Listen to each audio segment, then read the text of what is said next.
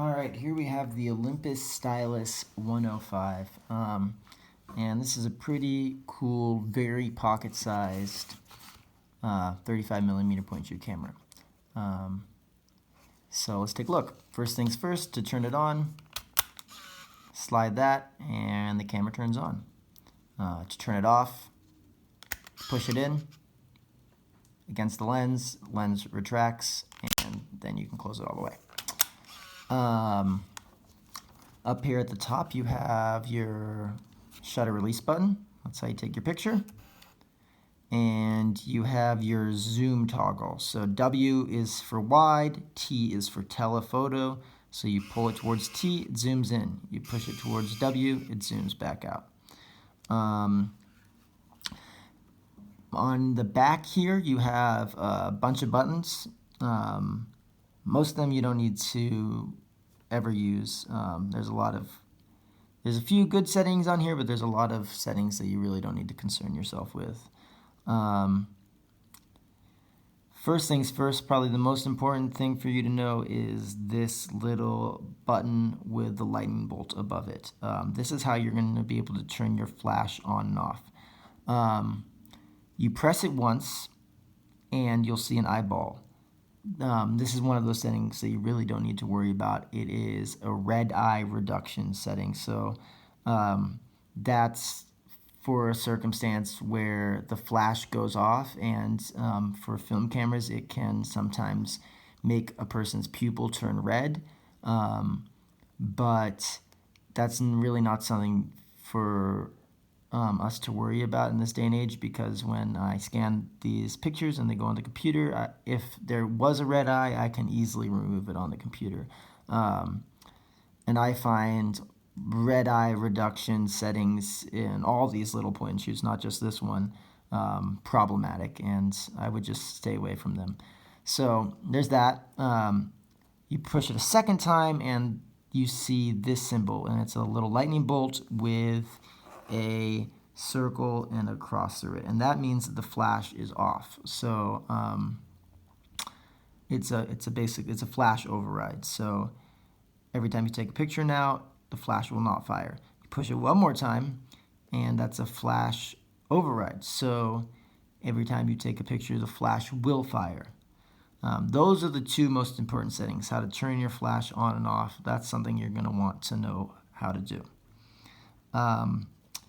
You push the button again and you'll see a little square with a moon and a star on it. That is slow synchro for night photography. That might be something you want to do if you want to get creative. It can be interesting, but not something I would concern yourself too much with. Essentially how it works is it does a long exposure to capture ambient light at night, so whether that be street lights or lamp light, and then it also fires the flash. So you're generally going to want to put this on a tripod or a solid surface when you use this slow synchro setting, so that there's no camera motion, and but you could also get creative and hand hold it at this setting, and there will be a flash and a sharp image, but then also blur around and on top of that image potentially. Then this is the same setting, but again we have this eyeball red eye reduction. I mean, if you want to try it out, by all means, but I don't find it effective, and I find that sometimes the camera doesn't want to take the picture and gets confused, and I just stay away from the red eye. So that's that. This button here on the left, this is how you turn on your timer. So you push it once, and this will give you once you press the shutter button at the top, it'll give you about 10 seconds to get yourself where you want for the picture to be taken. So this is good for selfie, etc. So red light turns on, starts flashing, and boom, takes the picture about 10 or 15 seconds later. So you set on timer, you press the shutter button, and then it's going to take the picture 10 seconds later. You press it again, that little symbol is for a remote control. You don't have one, so you don't need to worry about that. This is also another remote setting. I think I wouldn't worry about that. Really, you want to know this little clock setting. If you want to do a selfie, it can be useful.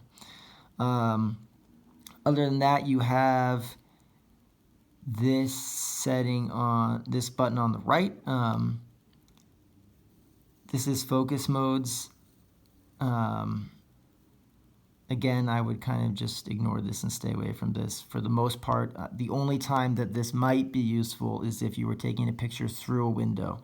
And because the camera might want to focus on the window and the window frame, if you push this button on the right, and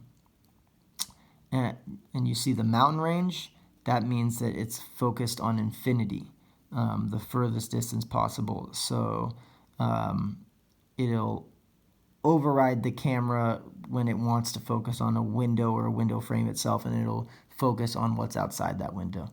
But really, other than that,